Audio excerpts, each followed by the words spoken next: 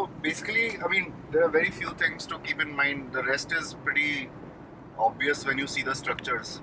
Right. The two main things. One thing is that a sundial, noon is different on every point on the earth, right? Right. It's a sphere. So a sundial is always made. So a lot of them are specific to the position of Jaipur on the sphere. Right. But then Jaising tried to design a kind of sundial which was not specific. It was general. It could be applied anywhere. So okay. In this case, the hypotenuse of the sundial would be pointing towards the pole star. Okay. Towards the North Pole, sorry. Right. The celestial pole of this imaginary sphere we imagine to be the sphere of the stars. Making sure that it was aligned. Yeah, so in every city you would put the same kind of, it would be pointing at the celestial north, pole. true north. We'll check it using Google Sky today. Fantastic. Right? And the other thing is that these are inspired by Islamic observatories in Maragha and Samarkand. So, but Maragha. Okay. Like this is Central Asia. So, but the innovation here he did was that these are all instruments into which you can walk inside. You can literally walk inside the instrument. So the space that is occupied by the human body has to be accounted for. So every instrument has a mirror image. So what parts are missing in part A are the parts that are there in part B. What's missing in B is there in A. It's like complementary instruments. So a circle is strategically leaving places for humans to stand in, sort of. Exactly. Right. Exactly. So almost every instrument has a mirror image. Wow. In the garden. Okay.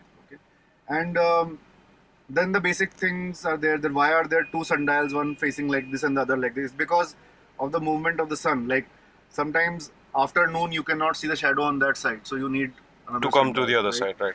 Or sometimes it's a mirror image because of seasons. Like if you look at the sun at noon every day for an entire year, it forms this infinity kind of loop called the analemma.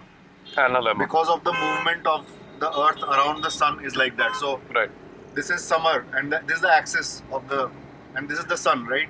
So it goes like this and the axis is pointing away from the sun now. Right. That's why it's there won't be a summer in the southern hemisphere. Right. And it comes like this only.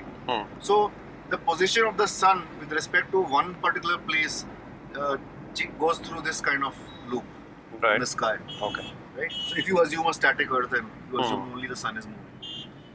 So yeah, it's almost like stroboscopic. You have to take like a what do you call time frame? Stereo imaging. Yeah, something like that. A time stop kind of animation. Right. Yeah. So if you take the picture of the sun every day at noon, through 65 days it will form this curve. Correct. Yeah. Which is like an infinity thing. Right?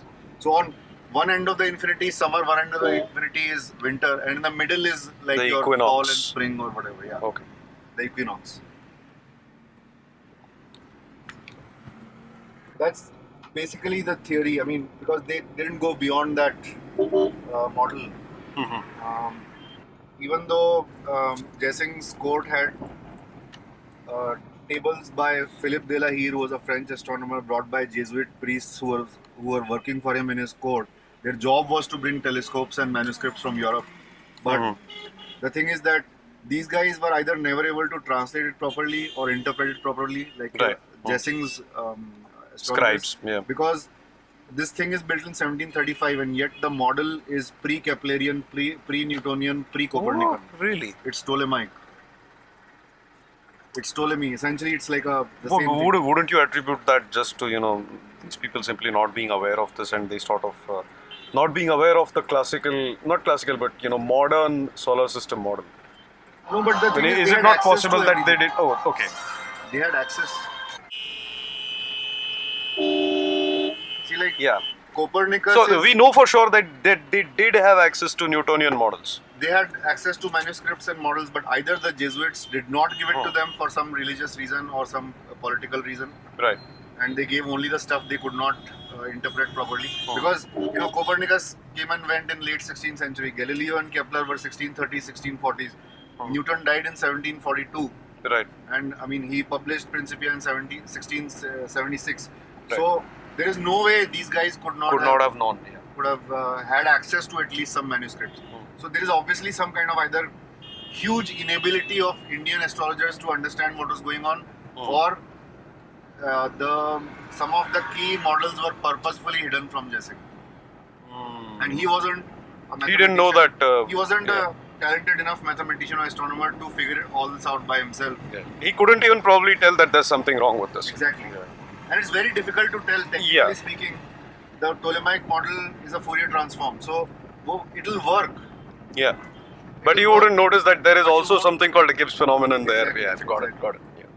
There are certain things it will not take account of, and these are very minute observations.